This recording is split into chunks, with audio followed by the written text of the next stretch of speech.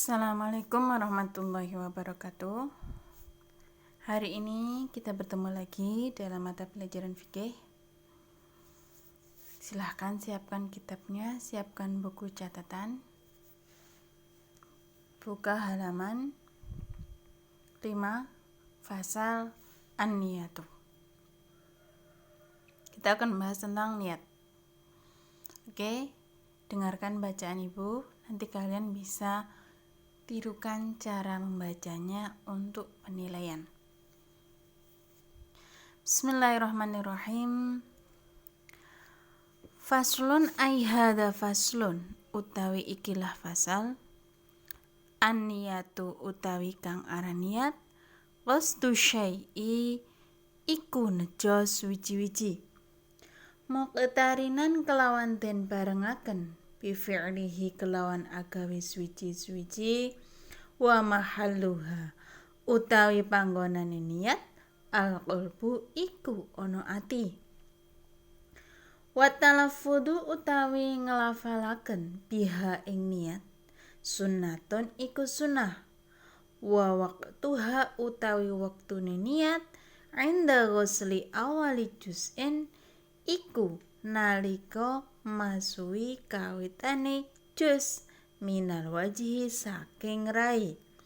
Wa tartibu utawi kang aran tertib ala yuqaddima iku arep ora dinginaken udwan ing gauta suci ala udwin ngerekaken ing atase gauta suci.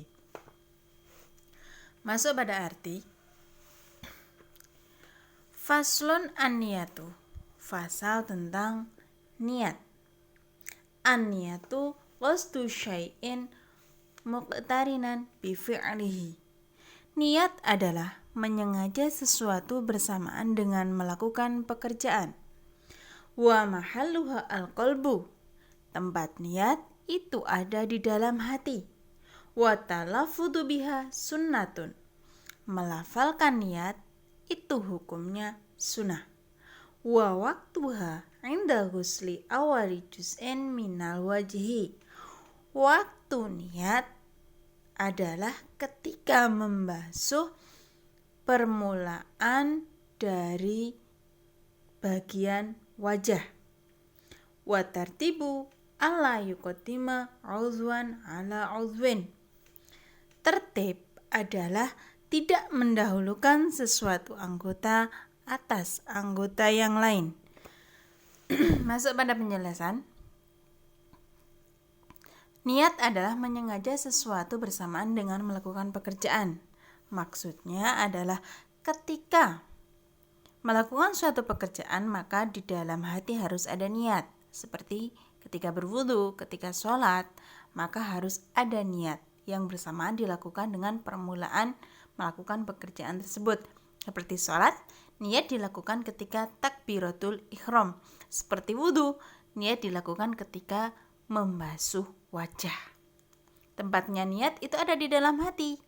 Artinya, lafal usolli fardhu dhuhri itu yang di dalam hati yang dianggap wajib, dan yang di lisan itu dianggap sunnah. Melafalkan nawaitul wudu'a li raf'il hadasil asghari, misalnya sebelum wudu kamu melafalkan seperti itu hukumnya sunnah. Yang wajib adalah melafalkan ya di dalam hati bersamaan dengan memulai pekerjaan tersebut.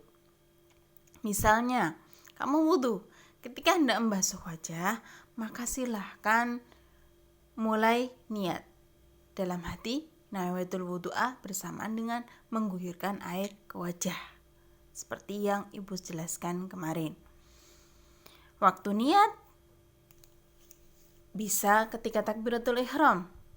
Misalnya Allahu Akbar dalam hatimu itu harus bersamaan dengan mengucapkan usolli fardhu dhuhri atau menggunakan bahasa Indonesia atau bahasa Jawa. Misalnya saya berniat sholat duhur dalam hati. Kalau wudu, saya berniat wudu untuk menghilangkan hadas kecil. Itu adalah yang wajib. Jadi kewajibannya adalah melafalkan niat di dalam hati. Tertib adalah tidak mendahulukan sesuatu anggota atas anggota yang lain. Maksudnya, di dalam wudhu, ketika membasuh wajah itu lebih didahulukan daripada membasuh tangan, maka tidak boleh membasuh tangan lebih dahulu daripada membasuh wajah. Bukan membasuh telapak tangan ya. Ada dua, biasanya yang kita lakukan wudhu adalah pertama membasuh telapak tangan, kemudian kumur-kumur, kemudian mengisap air ke lubang hidung.